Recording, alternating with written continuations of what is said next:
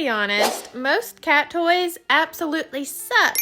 So here's some easy homemade cat toys that your cat is actually gonna like. These plastic spring toys are pretty cheap if you buy them, but it's much more fun if you make them at home with some pipe cleaner.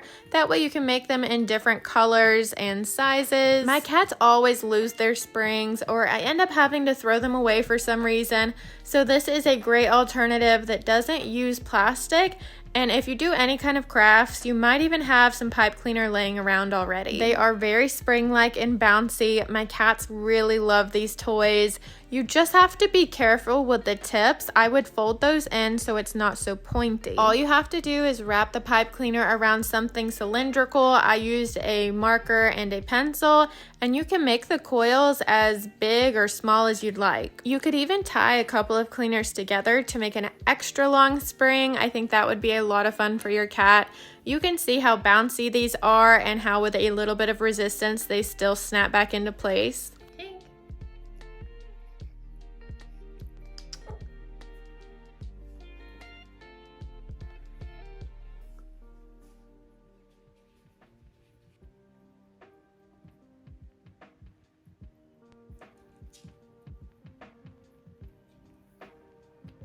For the next toy, you're gonna need yarn and scissors, and all you're gonna do here is wrap the yarn around your fingers. As you can see, just a regular ball of yarn can be quite fun for cats, but if you don't want to give them the entire ball, this is a really good way for them to still be able to play with it and have fun. I wrapped it around my fingers about 150 times, but it really just depends on how big you want your ball to be. Cut it loose and take a string of yarn to tie it together. Make sure you knot it really tightly so it doesn't come loose. You could even do a knot on either side, and then you need to cut the loops. My scissors are rather dull, so this was a bit challenging for me, but all you need to do is cut the bottom and top loops to open them.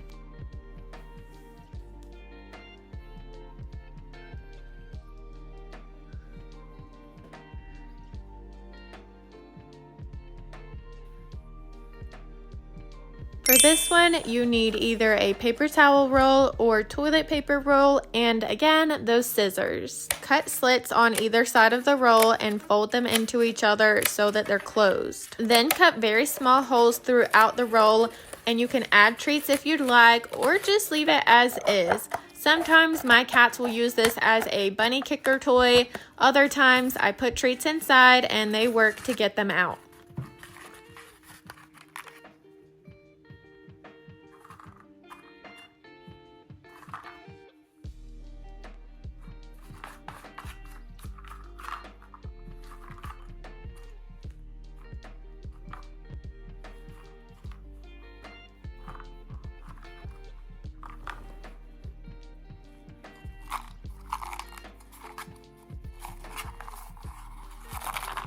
I'm sure you're very familiar with how much cats love boxes. So for this next toy, you need a box that's somewhat shallow, but it doesn't really matter how big or small. Cut off the 4 top pieces to make it open, and then you need a lot of toilet paper rolls. You could also use paper towel rolls and cut them in half.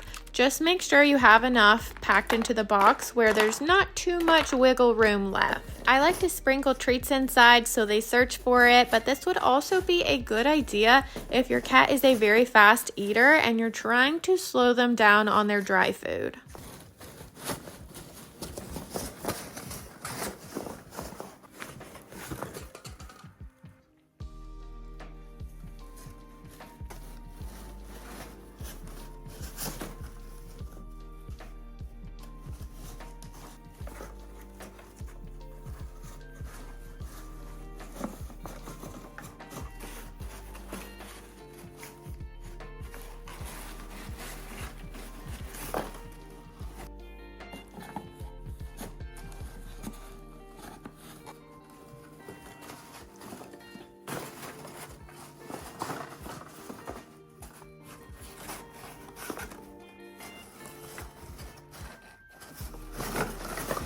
For this last toy, you're gonna need another cardboard box and scissors. I love to keep things simple because a lot of times that's exactly what cats like. Also keep in mind that they do not care how nice it looks, so your cutting doesn't have to be perfect.